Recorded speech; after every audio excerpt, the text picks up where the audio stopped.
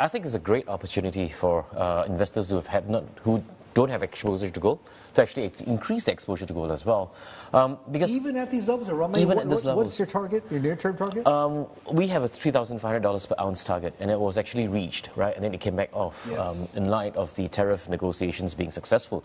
But I think the markets have been too over-euphoric with this China and U.S. trade deal, because don't forget that at the end of the day, the effective tariff rate that the U.S. have actually imposed is 15% right now, compared to 2.5% the year we started. So higher, yeah. Exactly, it's many times higher, right?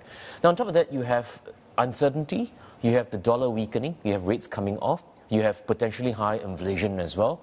All these are factors for buying gold. And on top of that, you have central banks buying gold in big waves. Yeah, so it's smart as well as wise to own gold, if not to pick up even some more then. Absolutely. So, you know, part of the reason, I mean, central banks are diversifying for a reason, right? And it's not just inflation, it's not just geopolitics, it's also a continuation of this whole de-dollarization trend, which has been in place for a while now. I think de-dollarization is only a little bit of it. Actually, I don't buy into this whole de-dollarization theory wholesale. I think at the start of the year, we were all very overweight on the US dollar. We were all long dollar. And in fact, at the start of the year, we were talking about parity with the euro, right? And it almost hit parity, it was at 102 at one stage. Now, since then, things have changed. The first major change that came about was when the European governments actually increased their fiscal spending.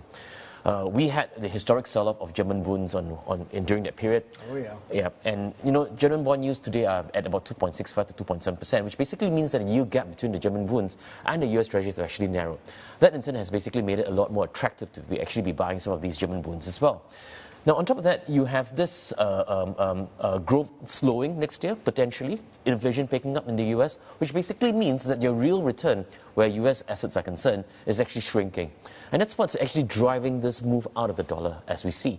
And of course, as we mentioned at the start of the show itself, you can't have the tariff negotiations be successful without even talking about the currency. Right? I'm not talking about a plaza or Louvre court like what we had in the 80s. But as long as you can actually get the central banks of Asia to agree not to intervene as frequently in the markets, I think that's enough for a lot of the Asian currencies to actually start moving up against the US dollar. If you look at the Taiwanese dollar, Taiwan has a current account surplus of about 15% of GDP, right? FX reserves of close to 580 billion US dollars. And yet, the Taiwanese dollar actually did not appreciate in the last 5 years, despite all those fundamentals. And when the Taiwanese dollar did appreciate 2 weeks back by about 8% in just 2 sessions, the Taiwanese central bank actually did not intervene in the currency. Yeah, so that's an indication of where things are likely to be, where the Asian currencies are concerned. What is the trend for dollar, though? It's back up for now, but I think on the short term, you will get all these spurts of the dollar actually moving up against a lot of these Asian currencies. That's largely because of clearing of positions, month-end, and perhaps, you know, profit taking as well. But I think the medium to longer term trend for the dollar is to actually weaken against most Asian currencies, at least. Okay.